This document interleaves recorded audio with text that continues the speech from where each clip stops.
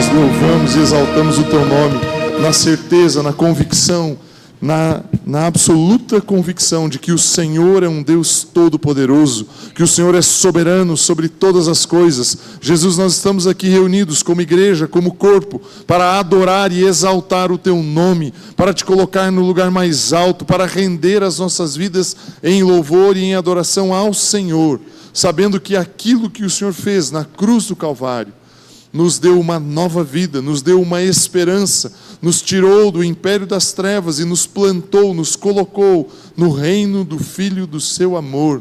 Obrigado, Jesus, pela Sua entrega. Obrigado, Pai, Deus Todo-Poderoso, o Senhor que planejou, programou, projetou esse projeto. Obrigado porque o Senhor nos amou e expressou esse amor através de Cristo Jesus. E hoje estamos em Cristo, somos um contigo, por estarmos em Cristo Jesus. Pai, obrigado, muito obrigado por isso.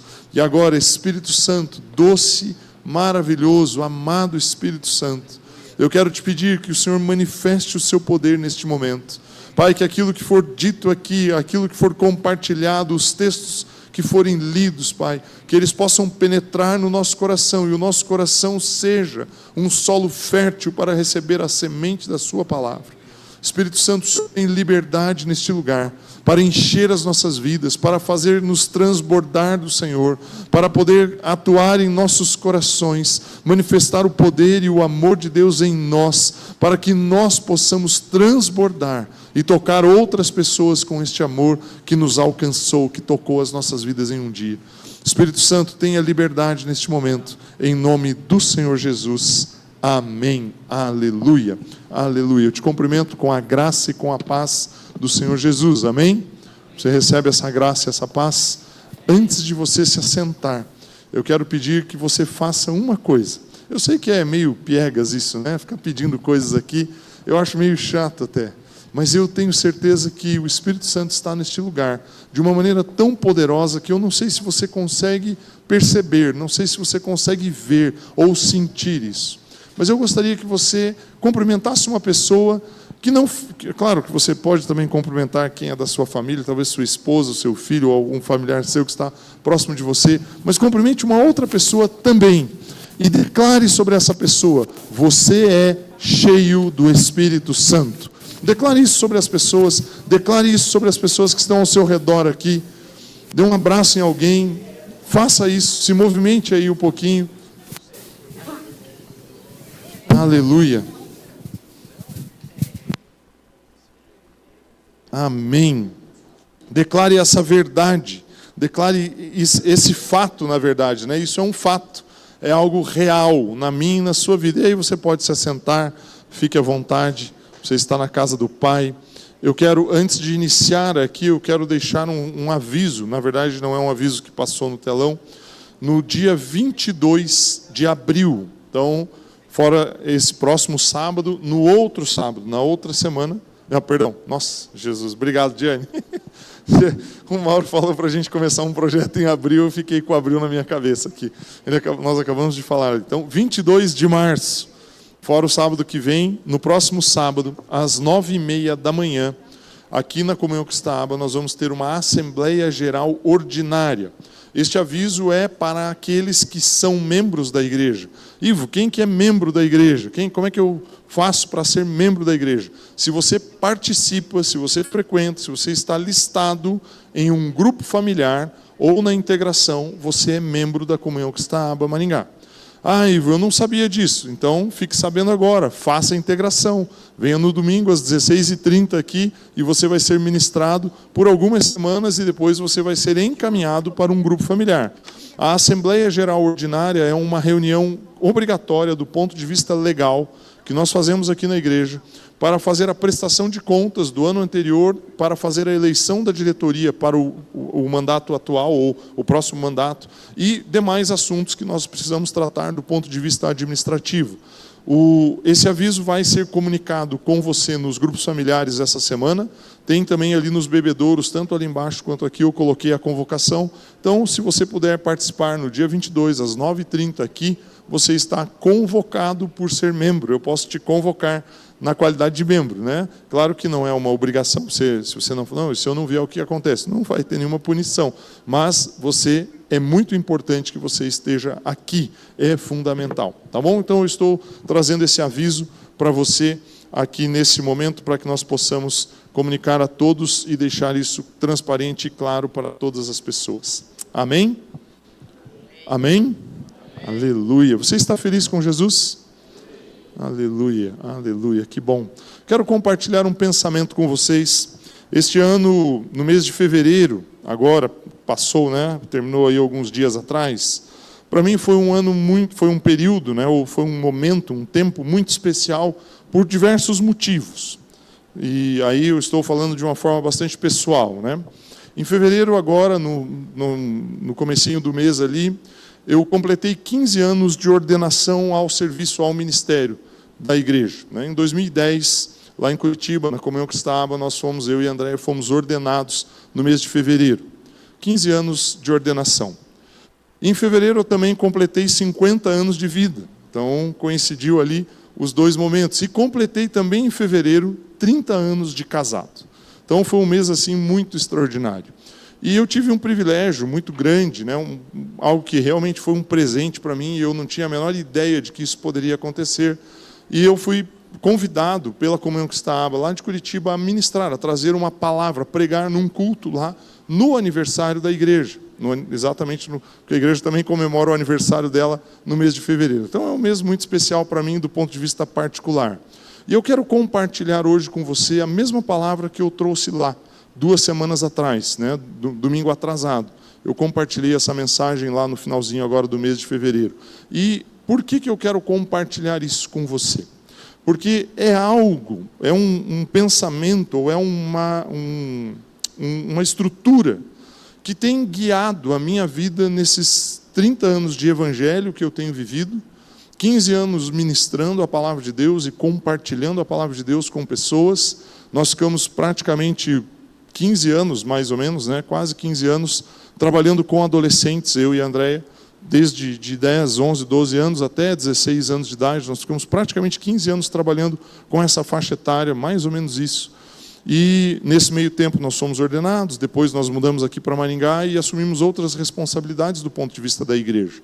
E tem algo que Deus colocou no meu coração hoje. De manhã eu não cheguei a fazer essa introdução, não comentei nessa forma, mas eu ouvi um devocional outro dia de um pastor bem velhinho, eu estava vendo no YouTube ali um senhor bem velhinho, americano, e ele trouxe um devocional e trouxe alguns pontos, e eu peguei um dos pontos, porque a hora que eu ouvi aquilo, eu falei, isso é uma verdade na minha vida. E eu quero compartilhar com você, num sentido de que você receba algo que Deus colocou no meu coração, mas que eu tenho certeza que pode e vai ser uma verdade na sua vida. Abra sua Bíblia comigo em Efésios, no capítulo 5. Eu quero ler aqui dos versos 18 até o 21. O texto é bastante conhecido, com certeza você já leu em algum momento, ou já ouviu em algum momento, mas eu quero ler aqui com você e quero tirar alguns pontos. O texto diz assim: e não se embriaguem com vinho, pois isso leva à devassidão, mas deixem-se encher do Espírito, falando entre vocês com salmos, hinos e cânticos espirituais, cantando, louvando com o coração ao Senhor, dando sempre graças por tudo a nosso Deus e Pai, em nome do nosso Senhor Jesus Cristo. E o 21, sujeitem-se uns aos outros no temor de Cristo. Esse texto, ele começa com 2 advertências. A primeira advertência no sentido negativo, algo que você não deve fazer. Quando o texto fala não se embriague com vinho, Paulo não está dizendo que você não deveria ou que você não deve consumir uma bebida alcoólica. Tanto que lá em Timóteo, ele orienta Timóteo a tomar um pouco de vinho para tratar algumas questões da própria saúde de Timóteo. Mas ele fala, olha, não abuse, não exagere, não se embriague. O embriagar aqui é se encharcar. É exatamente essa a expressão. A palavra embriagar ali no original do grego é estar encharcado. Ele fala, olha, em vez de você se encharcar com vinho, você deve se encher do Espírito. E é as duas advertências que ele dá, uma do ponto de vista negativo, do que você não deve fazer, e a outra do ponto de vista positivo, do que você deve fazer. E aí eu quero pegar essa palavra enchei-vos. A palavra enchei-vos, ela é interessante nesse contexto. Talvez você se sinta um pouco na sala de aula agora, né? Não é exatamente uma aula, mas ela é uma palavra que no verbo, o tempo verbal dela no grego é o presente do imperativo médio. Aí você fala, tá bom, o que significa isso? O que isso quer dizer? O presente do imperativo, ele tem um sentido parecido com o nosso gerúndio. Sabe quando eu falo assim, estou andando? Quando eu falo estou andando, você imagina que eu estou me movimentando continuamente. Estou trabalhando. Quando você usa essas expressões, estou fazendo uma coisa, não quer dizer que você fez e parou, não quer dizer que você vai fazer, quer dizer que você permanece fazendo de forma contínua. E o presente imperativo aqui, ele quer dizer exatamente isso. Paulo estava falando para a igreja de Éfeso, não deixe de se encher do Espírito o tempo todo. Essa é a expressão que ele traz. Esse é o desejo, isso é a instrução que Paulo dá para aquela igreja, dá para aquelas pessoas. Hoje de manhã eu comentei, a igreja de Éfeso, ela estava situada, ela estava estruturada num ambiente muito complexo do ponto de vista cultural, do ponto de vista do ambiente de viver o Evangelho. A cidade de Éfeso tinha uma deusa, do ponto de vista lá do conceito, do conhecimento, né, do conhecimento grego, romano, ali tinha um domínio, passou por muitas frentes dominando aquela região, e existia um templo muito grande, e era um templo de adoração muito, muito significativo, e havia muita promiscuidade, muita imoralidade sexual, era muito comum aquele ambiente. Às vezes as pessoas falam, né, no meio da igreja, o carnaval, porque o carnaval é isso, carnaval. Meu irmão, se você vivesse na igreja de Éfeso, você ia ver um carnaval 365 dias no ano. Mais ou menos isso, só para você entender o contexto que eles estavam. E aí, então, inaugura-se, né, inicia-se, nasce uma igreja na cidade de Éfeso. E Paulo, ele está instruindo essa igreja. E ele não fica combatendo, ele não fica dizendo, olha, fuja disso, não faça isso, não se misture com aquilo. A instrução dele é, encha-se do Espírito. Quando nós estamos cheios do Espírito Santo de Deus, né, e até o Daniel não está aqui agora, o Daniel, filho do Leonardo, né, ele me parou ali atrás e falou, você vai pregar hoje? Eu falei, vou pregar. Ele falou, qual que é o tema da sua mensagem? Eu falei, enchei-vos do Espírito. Aí ele me questionou, tem 12 anos, né, 12 anos ele tem, né, não lembro se ele tem 12. Ele falou, mas quando eu aceitei a Jesus, o Espírito Santo já me encheu. Ele já falou, eu estou cheio do Espírito Santo. 12 anos, meu irmão.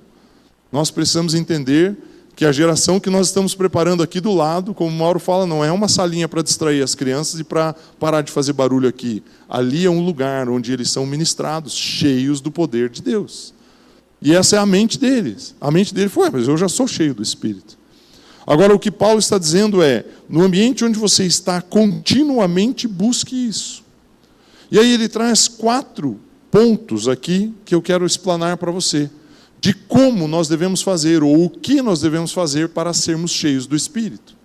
E o primeiro deles vem no verso de número 19, quando o texto diz assim, falando entre vocês com salmos. Vou parar aqui nessa vírgula, né? Falando entre vocês com salmos. E aqui, curiosamente, a tradução ela vem para o gerúndio, né? Falando. Ou seja, em todo o tempo, Paulo diz assim, olha, em todo o tempo, mantenha a palavra de Deus na sua boca. Fale com as pessoas com textos bíblicos. Olhe para as situações e para as circunstâncias e não declare algo que você está vendo, mas declare a palavra de Deus a respeito daquela situação, a respeito daquela circunstância. Fazendo talvez uma contextualização aqui, quando Paulo escreve, falando entre vós com salmos, ele estava citando um dos livros da Bíblia, né, ou da Torá, ou do compêndio ali, né, dos livros que os judeus usavam como palavra de Deus. Pentateuco, os livros históricos ali, de Josué e os demais, os livros poéticos, os livros dos profetas maiores e menores, todo o conjunto que hoje nós chamamos Velho Testamento, o judeu tinha isso como sendo a palavra de Deus. Tanto que hoje o contexto deles, eles seguem esse mesmo contexto, né? Esse mesmo compêndio de livros. Para eles tem uma importância muito grande. Então isso permanece sendo assim. Lembra que Paulo, quando ele aceita Jesus ali na estrada de Damasco, ele é derrubado do cavalo, né? E tem um encontro real ali com Cristo. Ele era um judeu. Então ele constrói a sua teologia baseada no Velho Testamento. E aí ele fala isso, ele fala, olha, você... E no momento em que ele escreve a carta, o Novo Testamento está sendo construído. Existiam alguns relatos já dos evangelhos, algumas cartas que Paulo já tinha escrito. E ele começa então a mandar essas cartas, e depois de alguns anos é que a igreja junta isso e transforma, né? Cria o Novo Testamento. Então naquele momento que Paulo escreve aos Efésios, ele fala, fale entre vós com salmos. Em outras palavras, Paulo está dizendo assim, use a palavra de Deus como fonte, use a palavra de Deus como partida de tudo aquilo que você for fazer. E para que você seja cheio do Espírito, meu primeiro ponto, né? O tema eu já falei, enchei-vos do Espírito Santo. O meu primeiro ponto é, para que você seja cheio do Espírito, você precisa falar da palavra. A palavra precisa estar nos seus lábios, a palavra precisa estar no seu coração. E é interessante porque a palavra, ela é uma matéria-prima que Deus usa e que Ele nos deu. Não sei se você já teve a curiosidade, é que às vezes eu tenho umas curiosidades que podem ser meio sem sentido, né? Quando nós lemos Gênesis 1:3, o texto diz assim, disse Deus. E ele usa essa expressão lá, né? Então Deus disse, haja luz, e houve luz. No primeiro capítulo de Gênesis, essa expressão, disse Deus, ou Deus disse, como está ali, né? Na versão que nós estamos lendo, ela aparece 11 vezes. Só no primeiro capítulo de Gênesis. Deus criou tudo a partir da palavra. E a mesma palavra do hebraico, que está ali como disse, ela aparece no Velho Testamento, nos livros do Velho Testamento, mais de 4.300 vezes. Mais de 4.300 vezes. Em todo o tempo existia alguém, ou tinha alguém, ou houve o relato de alguém que estava falando algo.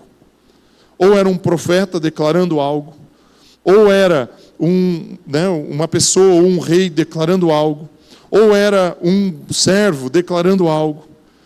Essa expressão, disse, ela vai se repetindo. E por que eu estou dando uma ênfase nisso? Porque nós construímos as coisas que estão ao nosso redor com aquilo que nós declaramos.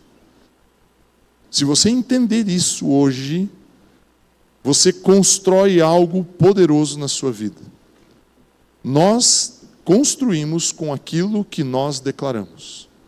Se você sai daqui, chega na sua casa e fala, estou com uma dorzinha de cabeça, não estou me sentindo bem, vou tomar um remédio. Toma um remédio. Aí amanhã você levanta e fala, puxa, ontem foi duro, fui no culto, cheguei em casa com uma dor de cabeça, está tão difícil, essa semana vai ser complicado. É isso que você está construindo sobre a sua vida. Eu não sei nem se ela está aí, vou dar um testemunho aqui, agora que aconteceu um pouquinho antes do culto iniciar. De manhã nós tivemos um problema na transmissão. No meio do culto, o computador que faz a transmissão não funcionou, deixou de funcionar, e nós não conseguimos transmitir o culto todo. Transmitiu uma parte, depois, na verdade, perdeu o áudio, e a transmissão, o vídeo saía, mas o áudio não. E aí o pessoal, né, pessoas que entendem ali, que trabalham com tecnologia e tudo, sentaram ali depois do culto, mexeram, estamos fazendo um processo aqui e tal, beleza. Eu cheguei aqui na igreja, era 5h15. Aí tinha uma irmã falando assim, nós gravamos um vídeo para pôr no Instagram da igreja dizendo que hoje nós não vamos conseguir transmitir. Daí eu falei, mas quem disse que nós não vamos transmitir? Não, é porque o computador... Eu falei assim, eu não perguntei o que está acontecendo. Eu falei, nós vamos transmitir. Mas não, vamos transmitir. Aí eu sentei lá, mexi, não resolvi nada. Faltavam 10 minutos para o culto começar. 5h50. Aí o meu filho sentou ali e falou, vamos reiniciar o computador, pai? Reinicia o computador. Ele reiniciou o computador e funcionou. Simplesmente assim.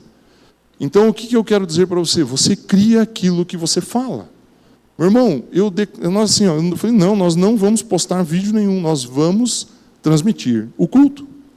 Nós precisamos transmitir o culto. Como o Mauro citou aqui, existem milhares de pessoas que são alcançadas por essas mensagens. Em outros países, inclusive. E você talvez não tenha nem percebido isso, e nem sabe disso. Não precisa saber também, né? Não é o foco aqui, o nosso foco não é esse. O nosso foco é que a palavra de Deus precisa ser semeada. Então, o que eu estou dizendo para você aqui é que aquilo que nós declaramos constrói o que nós fazemos. Por isso que Paulo, ele tinha consciência disso, e ele fala, fale entre vós com salmos. Josué capítulo 1, verso 8, um texto muito conhecido, você sabe muito bem ele. Não cesse de falar deste livro da lei. Pelo contrário, medita nele dia e noite, para que você tenha o cuidado de fazer segundo tudo o que nele está escrito. Então você prosperará e será bem-sucedido. Meu irmão, Moisés tinha morrido. Na verdade, as pessoas não tinham bem uma noção de que Moisés tinha morrido. Lembra que Moisés sobe no monte e ele some. Tanto que no início do capítulo 1 de Josué, Deus fala com Josué e fala assim, Moisés, meu servo, é morto. É tipo, dá um chacoalhão em Josué e fala, cara, Moisés morreu, agora é com você. E para você ser bem-sucedido, você precisa fazer uma coisa. Medite na palavra de dia e de noite. Não pare de falar a respeito deste livro. Não pare de declarar a palavra de Deus. Meu irmão, se tem alguém doente na sua casa, declare a palavra de Deus dizendo saúde sobre ela. Pegue o Salmo 103, verso 3. Ele é quem cura todas as suas enfermidades e quem salva a sua alma, quem te purifica e te perdoa de todas as iniquidades. Pegue Romanos 8, 11. O mesmo Espírito que vivificou, que ressuscitou a Jesus Cristo de dentre os mortos, ele é poderoso para vivificar o seu corpo mortal. Meu irmão, pegue a palavra de Deus e aplique a palavra de Deus na sua vida, no dia a dia, nas circunstâncias. Não olhe para as situações dando valor para aquilo que é o problema ou a situação em si. Declare a palavra. Isso nos faz ser cheios do Espírito Santo. Quando nós olhamos uma circunstância, puxa, está difícil. Não vai dar para fazer, não consigo fazer, não tenho como fazer. Quando você declara isso, é isso que você está construindo. Eu não entendo isso aqui. Enquanto você declarar essas palavras, você está criando barreiras dentro de você mesmo. Outro texto para nós finalizarmos esse ponto. Colossenses 3,16. Paulo, escrevendo a carta à igreja de Colossos, ele diz assim, que a palavra de Cristo habite ricamente em vocês. Instruam e aconselhem-se mutuamente em toda a sabedoria, louvando a Deus com salmos, hinos e cânticos espirituais, com gratidão no coração. Paulo está dizendo para a igreja de Colossos algo muito parecido com aquilo que ele fala para a igreja de Éfeso. Mas ele usa uma expressãozinha diferente. Ele fala, habite ricamente em vós. A palavra habitar ali não quer dizer que você vai colocar um objeto num lugar e ele vai permanecer ali inerte. Habitar não quer dizer que você entra num lugar e fica lá. A palavra habitar, ela tem uma expressão de influenciar o lugar. Influenciar o ambiente. Eu sei que às vezes você sente um pouco de frio quando você está sentado aí, né? Às vezes os irmãos dão uma forçadinha no ar aqui. Benção, né? Eu gosto. Eu, por mim, deixaria 16 graus o tempo todo, né? Eu sei que alguns iam fugir, né? Eu vou falar, misericórdia, né? Tem gente, as mulheres principalmente, né? Mas quando nós estamos nesse ambiente aqui e o ambiente enche, o ambiente muda a temperatura. Se nós desligarmos o ar e o ambiente ficar vazio, ele vai ter uma temperatura. Agora, com o número de pessoas que nós já temos aqui presencialmente hoje, e o ar desligado, a temperatura vai subir. Porque você tem uma temperatura corporal que influencia o ambiente. O que Paulo estava dizendo ali, eu estou fazendo uma analogia simples aqui, mas o que Paulo está dizendo é exatamente a mesma coisa. quando você deixa a palavra de Deus habitar em você, ela vai influenciar você. Ela vai mudar você, ela vai mudar a temperatura do seu coração. Você vai dizer aleluia quando alguém pregar, né? Não estou brincando. Você vai expressar algo. A palavra de Deus habitando em você, ela muda o ambiente da sua vida. E Paulo fala para não deixar a palavra habitar simplesmente. Ele fala, habite ricamente a palavra de Deus em você. Meu irmão, ricamente é em abundância, em quantidade, intensamente, com muita intensidade. Esse você pode pôr no 15 daí. Estou brincando. Nós precisamos ter esse entendimento. Habite ricamente em vós a palavra de Cristo. Meu irmão, encher-se do Espírito depende de você entregar a sua vida para a palavra de Deus. Dedicar tempo com a palavra. Ouvir a palavra. Ouvir audivelmente. Leia audivelmente. Leia em voz alta, para que você ouça a palavra. Paulo, escrevendo aos Romanos, ele diz, a fé vem pelo ouvir. Ouvir a palavra. Se alguém chega e fala, pastor, preciso de fé. Eu falo, leia a palavra. Leia a palavra. Não tem outra maneira de você criar fé dentro de você. Existe um dom do Espírito, lá listado em Coríntios, uma fé extraordinária, mas ela é aplicada para algumas circunstâncias específicas. Se você quer ser cheio de fé, leia a palavra. Leia a palavra. A palavra é o que te dá base, é o que te dá estrutura, é o que te dá força. Por isso que Paulo, em Efésios 5, ele fala isso, falando entre vocês com salmos. Voltando ali para Efésios, eu quero ir para o meu segundo ponto. Então, o tema da minha mensagem é, enchei-vos do Espírito Santo. O primeiro ponto é, falando entre vós, com a palavra. O segundo ponto, no verso 19, ele continua dizendo assim, falando entre vocês com salmos, hinos e cânticos espirituais, e aí ele usa uma expressão no final do versículo, cantando e louvando com o coração ao Senhor. Cantando e louvando com o coração. Todas as vezes que você vê, ou 99% das vezes que você vê, a palavra coração em um texto bíblico do Novo Testamento, você pode ter praticamente a certeza de que Paulo está, não só Paulo, né? Que o autor do que estava escrito, ele está se referindo ao seu espírito. Lembra que você é feito de 3 partes. E não é da aula de educação física lá, de cabeça de ciências, né? Cabeça, tronco e membros. Essa também faz parte da sua vida. Mas é espírito, alma e corpo.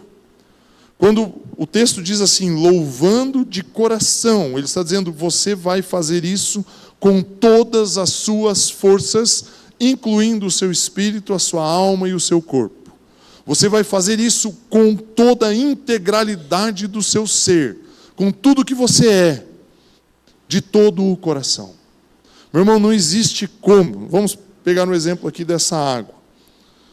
Se eu digo assim, né? Eu já tomei alguns goles dela aqui, né? Mas se tem um adesivo aqui nessa jarra, escrito assim, 98% puro, apenas 2% de impurezas. Se você ler isso, você tomaria água? Agora nós queremos entregar 90%, 80%, 70% da nossa adoração a Deus. Às vezes nós fazemos isso. Deus, eu te adoro, eu te louvo. Quando fala de dízimo, não, dízimos não. Dízimos é outra história, dinheiro, esse pastor aí querendo roubar as pessoas.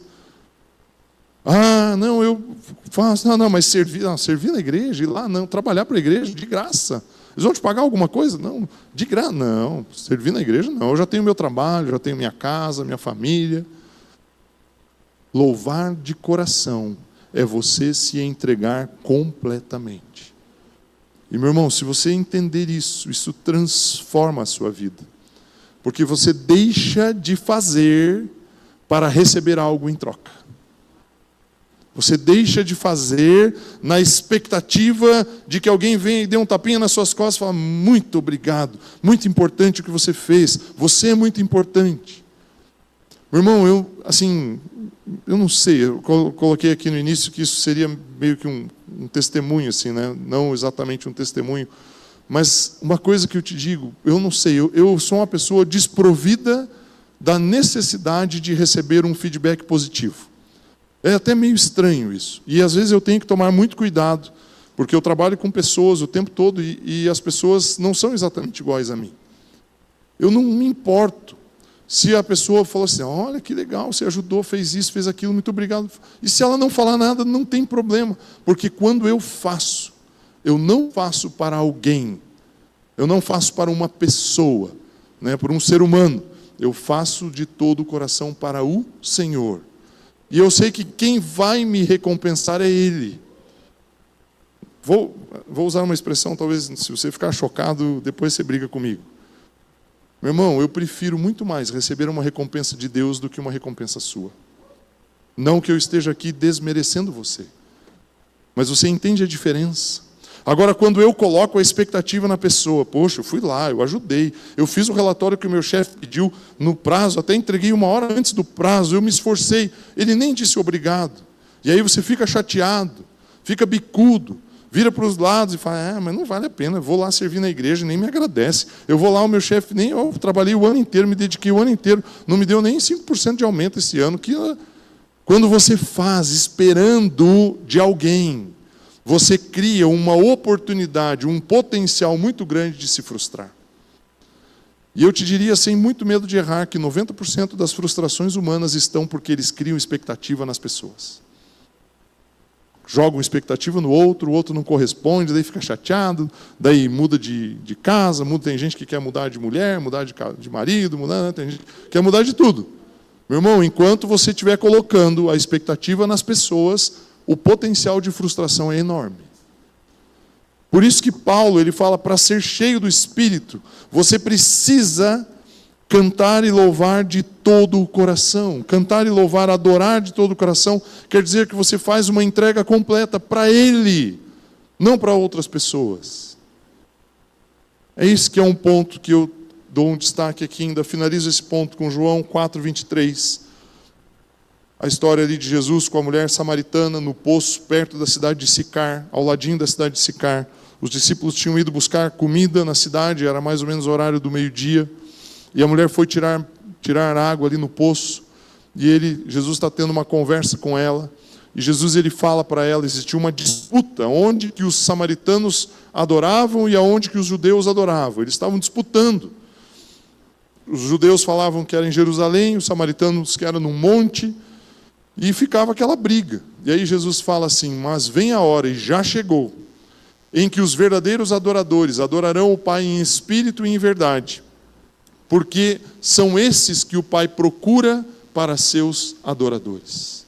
Meu irmão, Jesus ele matou aqui, acabou aqui com o turismo religioso, né? Tem que ir para aquele lugar lá, por lá você vai ser tocado. Porque se você for ali, a tua vida vai ser transformada.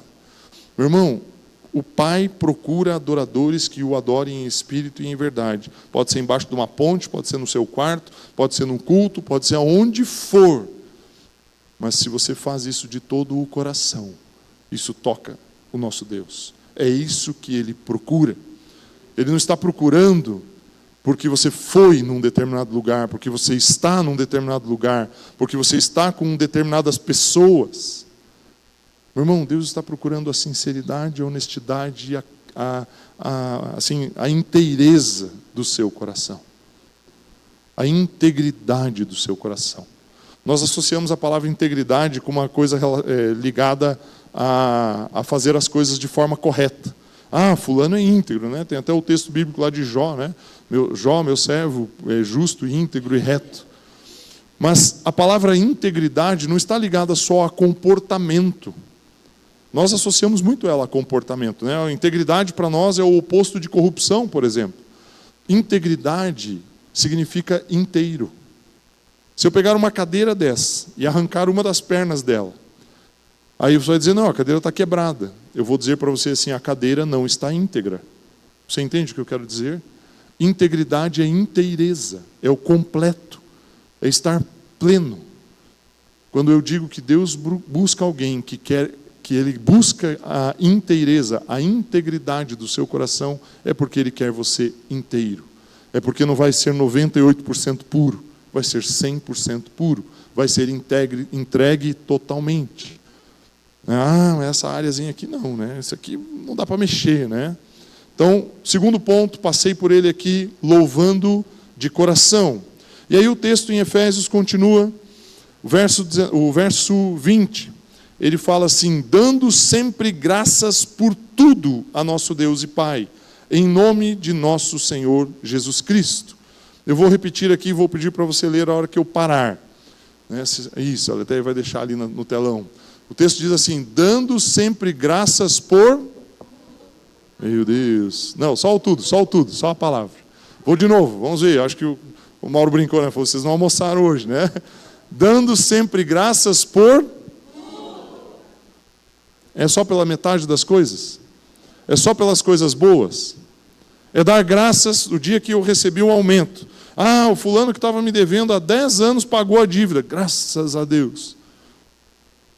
Ah, conseguiu o trabalho. Graças a Deus. É para agradecer só nesses momentos? Dando sempre graças por tudo. Tudo é tudo, meu irmão. Não existe outra expressão. Já olhei ali o original do grego, tempo verbal, não sei o quê, não sei o quê, não sei o quê. É tudo. Tudo quer dizer tudo. Não tem outra expressão. Dando sempre graças por tudo. Quando nós entendermos o poder da gratidão, nós transformamos as situações que estão ao nosso redor. Olhe só o que está escrito em Mateus capítulo 15. Vou ler aqui. Mateus 15, 34. 34. Jesus perguntou para os discípulos, né? Quantos pães vocês têm? Eles responderam, 7 pães e alguns peixinhos. Então, tendo mandado o povo assentar-se no chão, pegou os 7 pães e os peixes e, tendo dado graças, os partiu e deu aos discípulos, e estes distribuíram ao povo. Todos comeram e se fartaram, e dos pedaços que sobraram, recolheram 7 cestos cheios. Quando eu olho essa cena, ou quando eu imagino ela, né, melhor dizendo, porque eu não olhei ela com os meus olhos, quando eu imagino ela, e ele pergunta para os discípulos, o que vocês têm aí? 7 pães e alguns peixinhos. Tem um pouquinho de coisas aqui. Não dava nem para começar a distribuir para aquelas pessoas. Se ele fosse distribuir aqueles pedaços de pão e aqueles peixes para o número de pessoas que estava ali, ele precisava de um microscópio. Poder cortar os pedacinhos para dar um pouquinho para cada um. Porque não tinha como dividir na quantidade de pessoas que tinha naquele lugar. Mas Jesus, ele não está preocupado com a escassez. Nós olharíamos a escassez, nós olharíamos e falar, não dá, é muito pouco. Não é suficiente, Senhor. Como é que nós vamos alimentar? Vamos organizar uma fila em ordem alfabética? Vamos começar pelos mais velhos? Não, as mulheres, as crianças primeiro. Vamos criar prioridades para distribuir os 7 pães e os peixinhos. O ser humano pensa assim.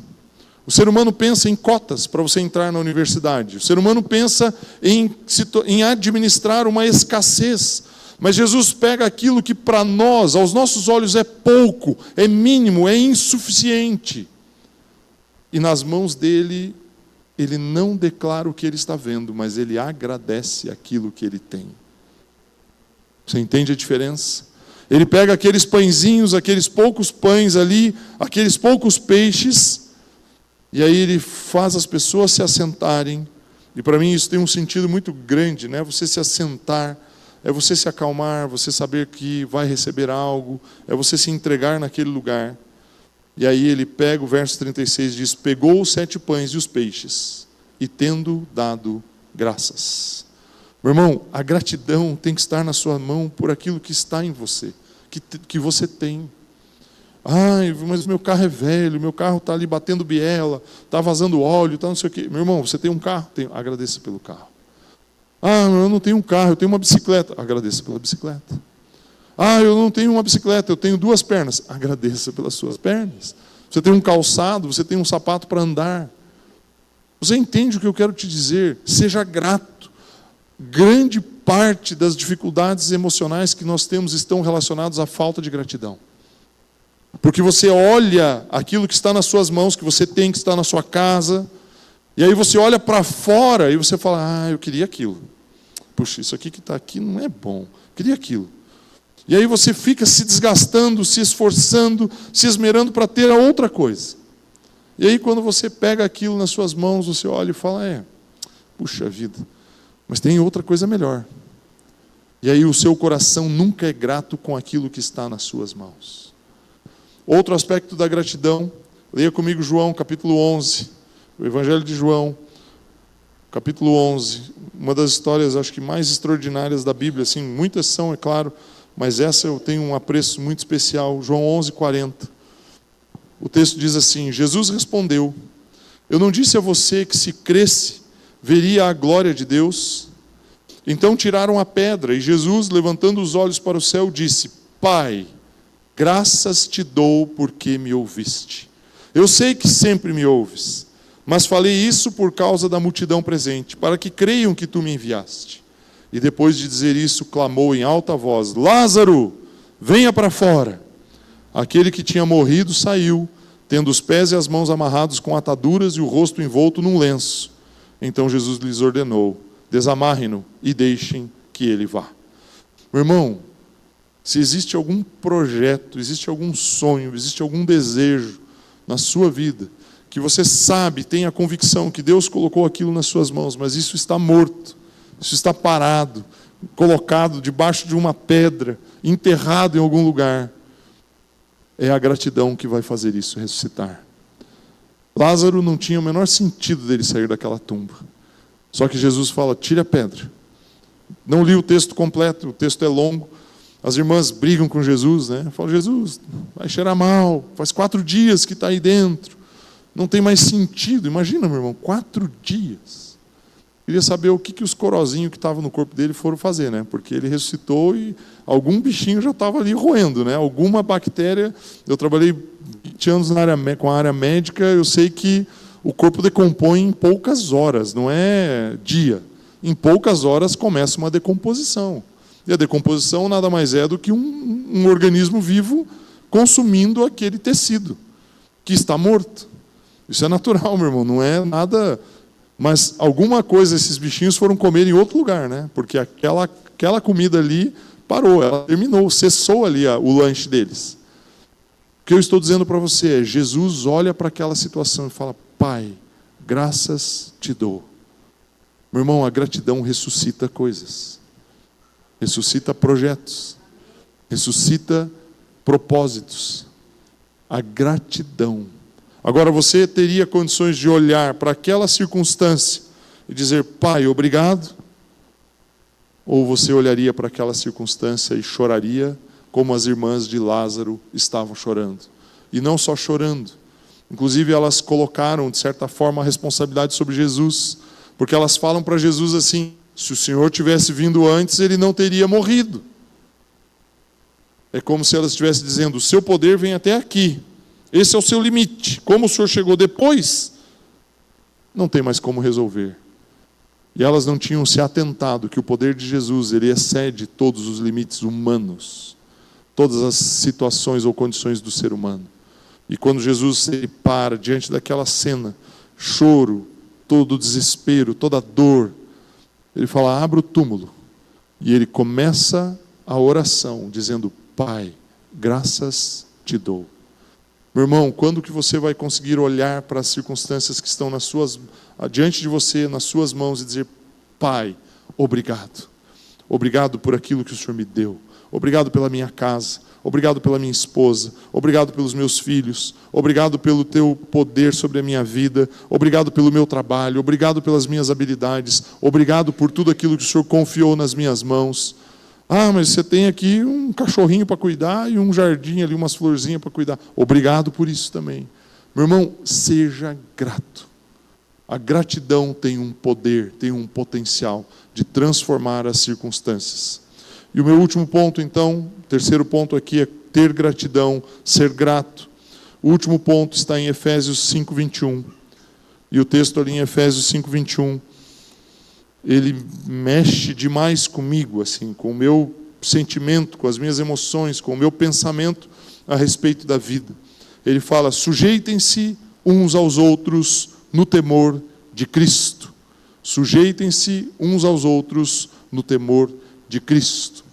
E sujeitar-se aqui, meu irmão, quer dizer que eu vou olhar para você, entendendo e respeitando aquilo que Deus fez por você. Eu não vou olhar para você, dando valor a você por aquilo que você tem, dando valor a você por aquilo que você é, pelo teu cargo, pela tua função, pela tua importância. Eu não vou olhar para você valorizando algo exterior em você. As suas roupas, o seu carro ou os seus carros. O modo de valorizar você é enxergar Cristo em sua vida. Essa é a forma. Porque sujeitar aqui é eu me tornar, né, vou usar o exemplo aqui desse púlpito, né, o tampo de acrílico que está aqui em cima apoiando as minhas coisas, ele está suportado por essa haste. Se eu tirar essa haste, ela vai cair, ele vai cair. Se eu desparafusar ela, que tem os parafusos aqui, ele vai desmontar. Eu colocar as coisas aqui em cima vai desequilibrar a base aqui de cima, né, essa parte de acrílico. Suportar é você estar abaixo de alguém para apoiar essa pessoa. E Paulo está dizendo o seguinte: a única forma de você ser cheio do Espírito é quando você fala a palavra, medita na palavra, é quando você adora de todo o coração e se entrega integralmente, é quando você dá o passo da gratidão, mas o último aspecto é você se sujeitar. É você se colocar diante das outras pessoas, sabendo que Deus fez um depósito na vida delas. Meu irmão, não é um cargo que determina uma pessoa. E aí eu vou citar aqui, eu não trouxe o texto, até para não alongar mais do que eu já estourei todos os tempos previstos e possíveis aqui. É a mesma coisa que o profeta Samuel sofreu quando ele foi ungir Davi. E eu falo sofreu porque deve ter sido estranho para ele. Ele chega na casa de Jessé, Jessé é feliz porque o profeta estava ali, ele sabia que era um grande evento, um grande acontecimento.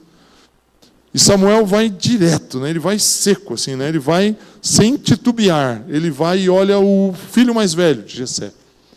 Mais alto, provavelmente, mais forte, talvez até o mais bonito, vamos usar uma expressão, né? Eu não sei, padrão de beleza. E ele fala: Senhor, é esse aqui. Aí Deus puxa a orelha de Samuel e fala: opa, não é esse não. Ele: opa, pera um pouquinho, vamos com calma aqui, não vamos tão direto assim. Você tem outro filho? Tenho. E assim foi passando.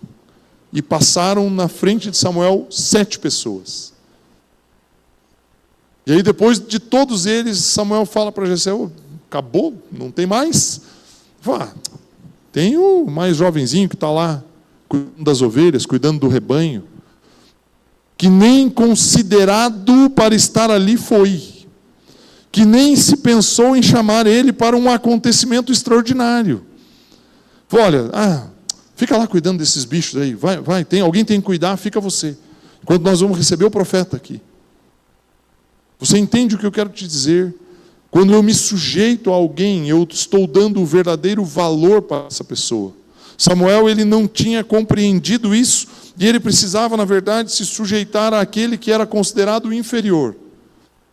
Mas aquele que era considerado inferior para o homem, para os olhos humanos, era a pessoa escolhida segundo o coração de Deus. Uma das alegrias muito grandes que a gente teve agora nesses últimos dias, quando estivemos lá em Curitiba, eu tive a oportunidade, que eu já falei aqui, de ministrar, foi poder olhar diversos pastores dentro da igreja, que foram adolescentes quando nós estávamos liderando adolescentes. Inclusive o pastor da Comunhão Cristã de Curitiba hoje, o pastor Rômulo. Nós somos apacentadores dele enquanto ele era adolescente. E em muitas ocasiões, não foram poucas, em muitas ocasiões, quando íamos orar, André teve uma experiência uma vez num retiro assim muito nítido, de forma muito nítida, quando foi impor as mãos na cabeça dele para ter um momento de oração. Um adolescente, dava trabalho, era adolescente, dava trabalho. Ao impor as mãos, ela ouviu nitidamente, falou: tome cuidado, ele é escolhido, ele é um amado meu, existe um projeto sobre a vida dele. E hoje, eu, com 50 anos, posso me submeter a Ele e aprender com Ele. Você entende? O que é ter consciência da importância que você tem na minha vida. Eu comentei com o grupo familiar na sexta-feira. Eu dei aula por 2 anos para o ensino fundamental 2, de 11 anos até 14, mais ou menos. E teve um dos anos que eu terminei, uma das últimas semanas de aula, eu entrei na sala, risquei no quadro, fiz 2 riscos no quadro, pedi para eles relatarem para mim o que eles tinham aprendido, assim, que tinha sido mais significativo ao longo daquele ano, e eu anotei algumas coisas, fiz isso em várias turmas. Aí no espaço do meio eu pedi para que eles colocassem para mim aspectos positivos da aula. O jeito da aula, o que eles achavam que era importante. Eu estava ali fazendo uma autoavaliação. E eles falaram. E aí chegou no último momento, no último quadro. Eu falei, agora eu quero que vocês falem para mim o que é que eu devo corrigir, o que eu errei. Aonde eu errei? Quais foram as vezes que eu usei de algum método ou de alguma forma ou trouxe algum tipo de informação que vocês acham que não deveria ter, ou o que eu falhei? E os alunos, curioso isso, eles tinham medo de falar algo que me criticasse, por conta da estrutura, do ambiente e tudo mais. Mas aí eles questionavam, mas eu falava assim, espera um pouquinho. Você tem uma capacidade, você tem o poder de Deus sobre a sua vida, e o que você falar, eu tenho que me submeter se eu entender que você está falando algo que vem do Senhor. Você entende o que eu quero dizer de sujeitar-se? Sujeitar-se quer dizer olhar para o outro e aprender com o outro. E aí eu finalizo aqui com o seguinte pensamento: nós só fazemos isso se nós honramos o outro. Você só aprende com o outro se você honra ele. Você só honra se você sabe se sujeitar. Quando nós não nos sujeitamos, nós não estamos honrando. Nós não estamos sendo respeitosos.